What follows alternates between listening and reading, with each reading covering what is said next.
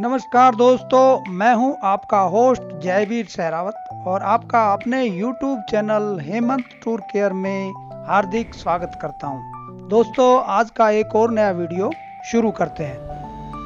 आज आपको वीडियो के माध्यम से चित्तौड़गढ़ का किला दिखाने के लिए लेके चलते हैं, जो मेवाड़ क्षेत्र राजस्थान में पड़ता है।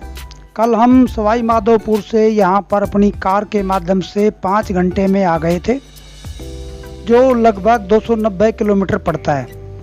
1 बजे चले थे, 6 बजे होटल में पहुंच गए तथा आराम किया।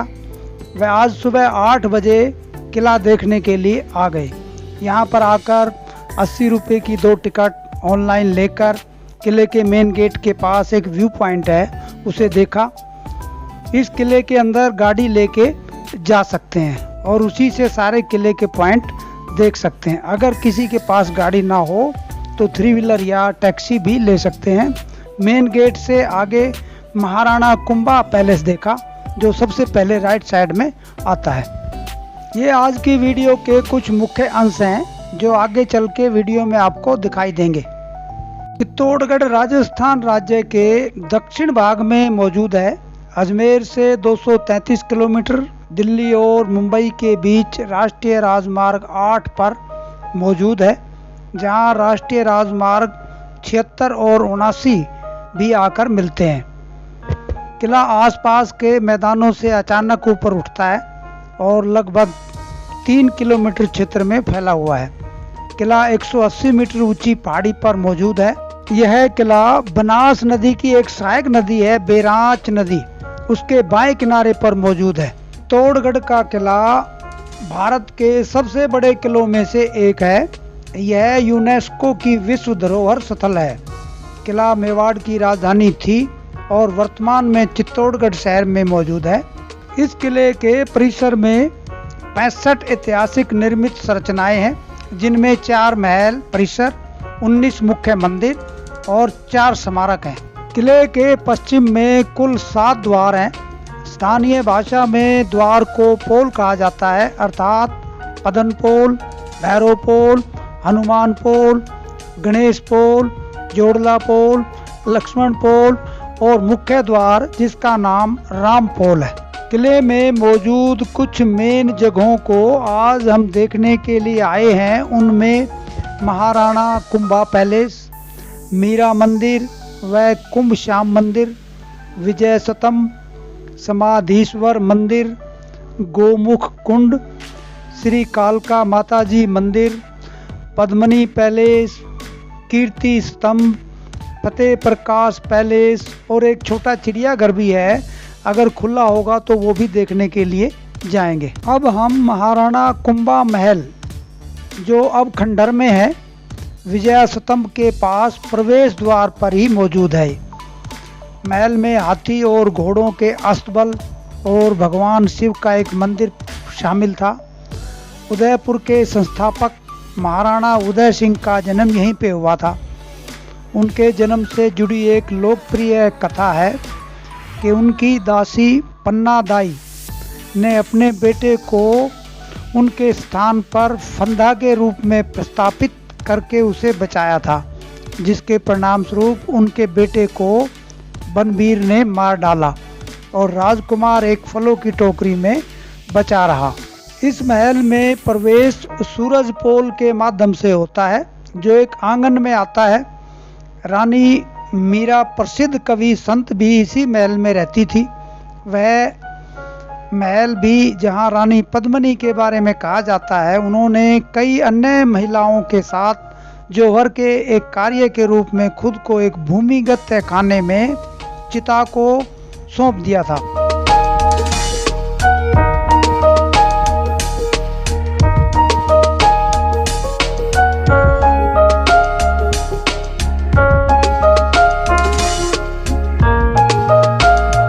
ये गोमुख कुंड है, इसको गोमुख जलाशय भी कहते हैं। इसके अंदर एक चट्टान है, उसके ऊपर नकाशीदार गाय के मुंह से एक झरना टैंक में गिरता रहता है। विजय स्तंभ के पास ही मीरा मंदिर और कुंभ श्याम मंदिर, ये दोनों मंदिर महाराणा कुंभा द्वारा बनवाए गए थे। मीरा मंदिर संत कवि मीराबाई के साथ जुड़ा हुआ है, जो भगवान कृष्ण की प्रबल भक्त थी और उन्होंने अपना पूरा जीवन उनकी पूजा के लिए समर्पित कर दिया था। अब हम विजय स्तंभ के पास आ गए हैं, जो पहले हम बचपन से किताबों में देखते थे, आज उसको साक्षात देख रहे हैं। विजय स्तंभ भारत के राजस्थान के चित्तौड़गढ़ में एक स्तंभ है, जिसे मेवाड़ नरेश राणा कुंभा ने महमूद खिलजी के नेतृत्व वाली मालवा और गुजरात की सेनाओं पर सारंगपुर की लड़ाई में जब जीत हासिल की थी, तो उस जीत के स्मारक के रूप में सन 1440 से 1448 के मध्य बनवाया था। यह राजस्थान पुलिस और राजस्थान माध्यमिक शिक्षा बोर्ड के प्रतीक चिन्ह में भी शामिल है। इसे भारतीय मूर्ति कला का विश्वकोश और हिंदू देवी देवताओं का अजायब घर भी कहते हैं। इसका आधार 47 वर्ग फुट तथा इसकी ऊंचाई 122 फुट है। इसके अंदर 157 संकीर्ण गोलाकार सीढ़ियों के माध्यम से इसके ऊपर जाया जाता था, लेकिन आजकल इसको बंद किया हुआ है, सिर्फ देखने के लिए है। इसके अंदर 8 मंजिल में आंतरिक नक्काशी की हुई है। तो बाहर तो आप देख ही रहे हो, इसका गुंबज बिजली गिरने से क्षतिग्रस्त हो गया था, जिसकी मरम्मत करके ठीक कर दिया गया। विजय स्तंभ देखने के बाद समाधीश्वर मंदिर देखने के लिए जाएंगे। मंदिर के गर्भगृह में 3 सिरों वाली शिव की विशाल मूर्ति है। यह मूर्ति जमीन से उठती हुई है और लगभग पूरी दीवार को ढक लेती है। यह ध्यान दिया जा सकता है कि यह 3 मूर्ति शिव के 3 अलग अलग रूपों को दिखाती है। इसे ब्रह्मा विष्णु महेश की त्रिमूर्ति के साथ भ्रमित नहीं होना चाहिए। शिव के तीसरे नेत्र को तीनों सिरों पर देखा जा सकता है। बाईं ओर के चेहरे पर एक उग्र अभिव्यक्ति है। माना जाता है कि यह शिव के भयानक अघोरा पहलू को चित्रित करता है। ऐसा लगता है केंद्रीय चेहरे में व्यंग्यतम हास्य की अभिव्यक्ति है, जबकि बाईं ओर का चेहरा शांति की आभा लिए हुए है। 6 हाथ देखे जा सकते हैं। एक हाथ सर्प मुद्रा में उठा हुआ है, जबकि दूसरे हाथ में शिव सिंबोलॉजी से जुड़ी विभिन्न वस्तुएं हैं, जिनमें रुद्राक्ष और माटुलुंगा फल शामिल है। शिव मंदिर देखने के बाद फतेह प्रकाश पैलेस और म्यूजियम की तरफ चलते हैं। इस महल का निर्माण राणा फतेह सिंह के शासनकाल में हुआ था। यह चित्तौड़गढ़ के किले के भीतर ही मौजूद है। यह निवास के लिए बनाया था, लेकिन 1968 में फतेह प्रकाश पैलेस के एक बड़े हिस्से को संग्रहालय में बदल दिया था। फतेह पैलेस से अब पद्मनी पैलेस की तरफ चलते हैं। यह 3 मंजिला सफेद इमारत 19वीं शताब्दी में बनी थी और किले के दक्षिणी भाग में मौजूद है।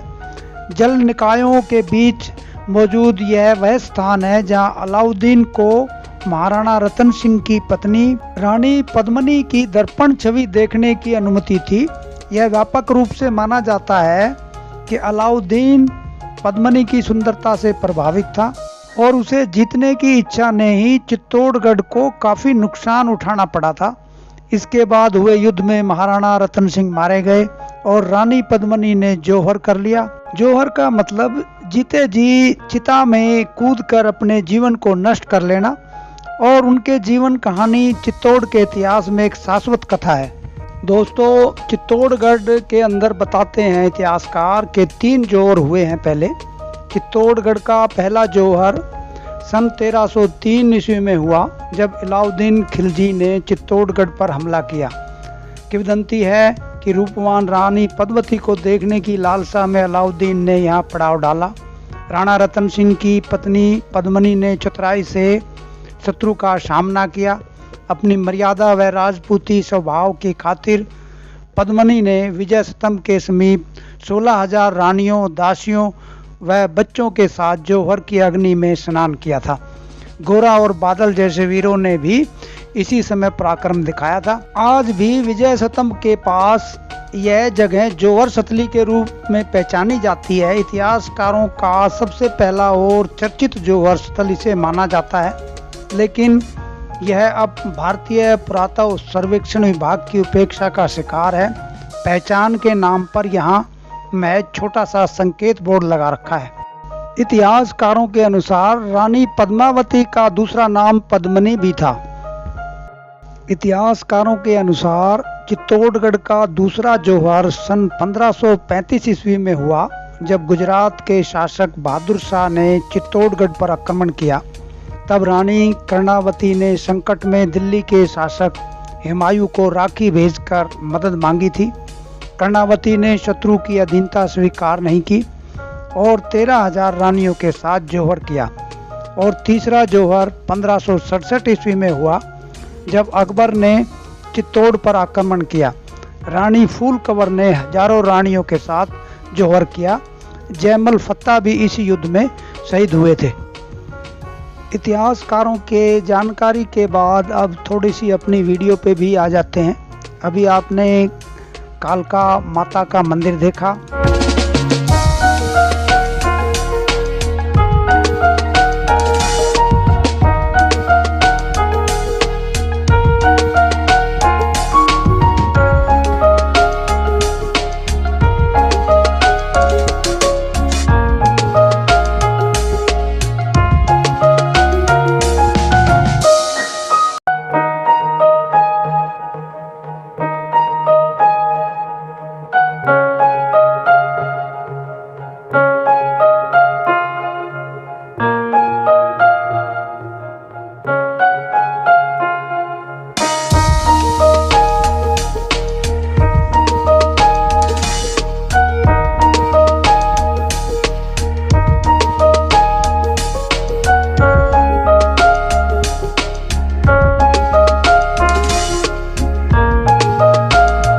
ये जो पुराना शिव जी का मंदिर ये टूटा हुआ है, आक्रमणकारियों ने इसको तोड़ दिया था। इसके पास ही गज लक्ष्मी का छोटा सा मंदिर है, वो भी देखें और फिर आगे बढ़ेंगे। पुराना शिव मंदिर देखने के बाद इससे थोड़ा सा ही आगे कीर्ति स्तंभ है। इसको टावर ऑफ फेम भी कहते हैं। एक 22 मीटर ऊंचा स्तंभ है। इसका बेस जो है वो 30 फुट चौड़ा है और इसकी छत 15 फुट चौड़ी है। कीर्ति स्तंभ के बाहर चारों तरफ जैन मूर्तियों को पत्थर तराश कर बड़े सुंदर तरीके से बनाया गया है। बघेरवाल जैन व्यापारी जीजाजी राठौड़ द्वारा बनाया गया ये स्तंभ पहले जैन तीर्थकर आदिनाथ जी को समर्पित है। कीर्ति स्तंभ के पास ही किले का एक पुराना गेट है। इस गेट के सामने जो मैदान दिखाई दे रहा है, यहाँ पे खिलजी व रतन सिंह की लड़ाई हुई थी और इस लड़ाई में रतन सिंह मारा गया था। उस समय जो लड़ाई लड़ी गई थी, यहाँ के जो भील हैं उस जाति के सैनिक थे। ये सामने कुंभकर्ण पहाड़ी है, ये इसका मुंह है, बीच में छाती, पीछे पैर है। ऐसे लग रहा है जैसे कुंभकर्ण सो रहा है।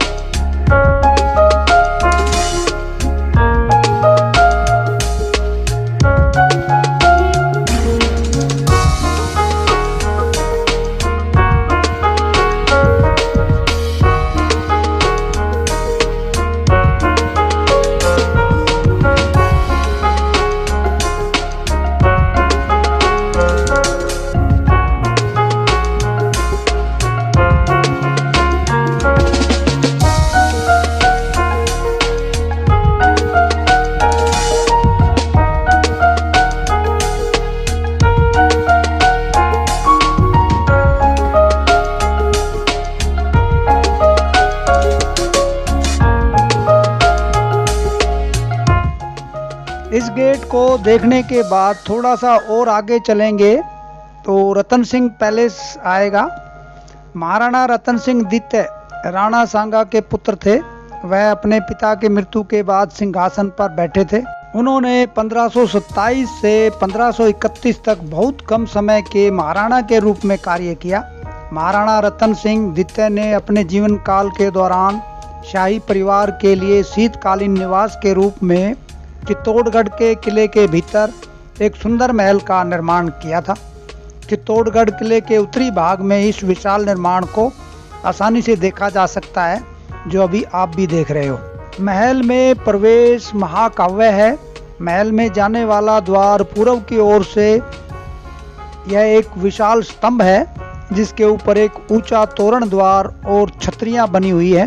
प्रवेश द्वार के उत्तरी भाग में रत्नेश्वर महादेव मंदिर है। मंदिर परिसर में एक गर्भगृह और एक अंतराला शामिल है। मंदिर के बाहरी हिस्से में आकर्षक नक्काशी की गई है। महल में एक आयताकार लेआउट है जो ऊंची दीवारों से घिरा हुआ है। इसमें कई आंगन हैं जो कमरों, टावरों, देवहरियों आदि से घिरे हुए हैं। महल के आंतरिक भाग में हरे भरे बगीचे हैं। महल के निजी भाग में उत्तर दिशा में एक द्वार से प्रवेश किया जाता है। अंदर पुराने निर्माणों और आवासों से घिरे खालिस्तान का एक विशाल क्षेत्र है। महल के पूर्वी भाग के ऊपर स्तर पर बालकोनियां हैं। यह दरीखाना या श्रोतागण हॉल के रूप में कार्य करता था। यहाँ से चित्तौड़गढ़ किले का दृश्य शानदार दिखता है। सर्दियों में सेवा करने के अलावा इस महल का उपयोग समारोहों और अन्य कार्यक्रम प्रबंधन के लिए बड़े पैमाने पर किया जाता था। इस खूबसूरत वास्तुकला के अवशेष आज भी पर्यटकों को आकर्षित करते हैं। दोस्तों, रतन सिंह महल देखने के बाद आज का सफर लगभग पूरा होने को है। हमने चिड़ियाघर भी देखना था, लेकिन उसे कोरोना के कारण पर्यटकों के लिए बंद किया हुआ है।